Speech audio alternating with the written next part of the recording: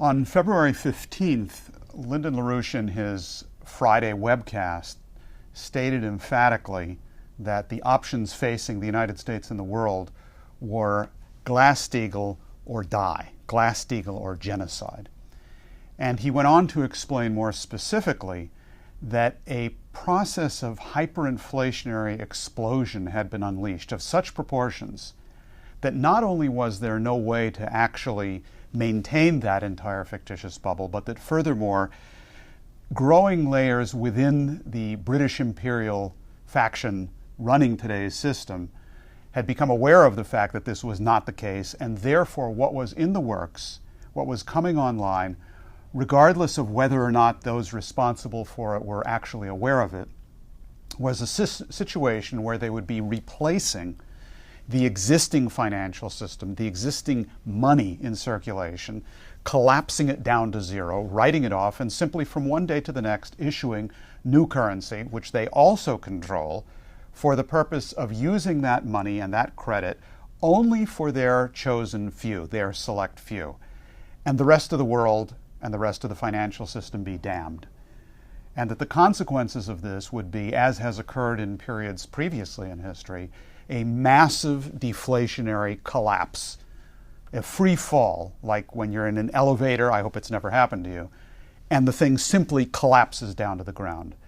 Under those conditions of a massive deflationary collapse, what would happen as a consequence would be that the physical economy would plunge down at rates even exceeding current rates to a situation where the population of the world would be reduced, as per the actual intention of the British Empire, from some 7 billion people today down to the range of 1 billion.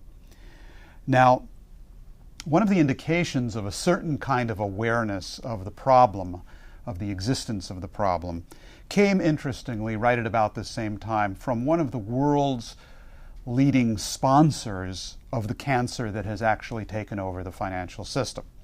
I'm referring to Bill Gross, aptly named, head of a company called PIMCO, also quite aptly named, which is the world's largest bond trading company.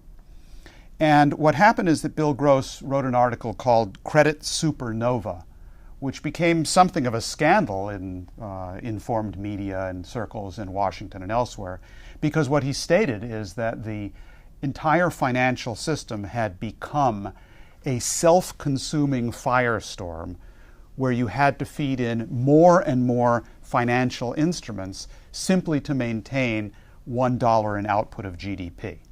Now, the way he formulated it was a little bit strange, which is that it took, for example, back in the 1970s, 1980s, $4 of debt to, quote, produce $1 of GDP.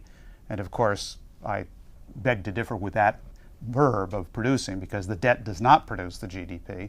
But nonetheless, what he was looking at was the relationship of growing indebtedness of U.S. debt and a flat GDP.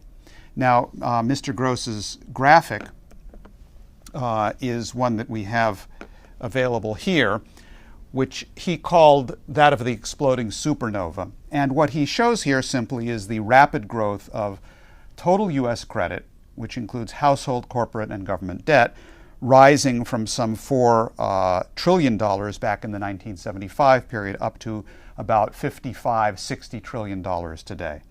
And his explanation is that, as you can see from this, it would take $4 of the debt in 1975 per unit of GDP. It's now more in the range of 20. And he described this as a credit supernova. Now, the fact of the matter is that although Gross's argument is interesting and points in the direction of a problem, it actually vastly understates the nature of the hyperinflationary bubble which has been built and which is in the process of exploding today.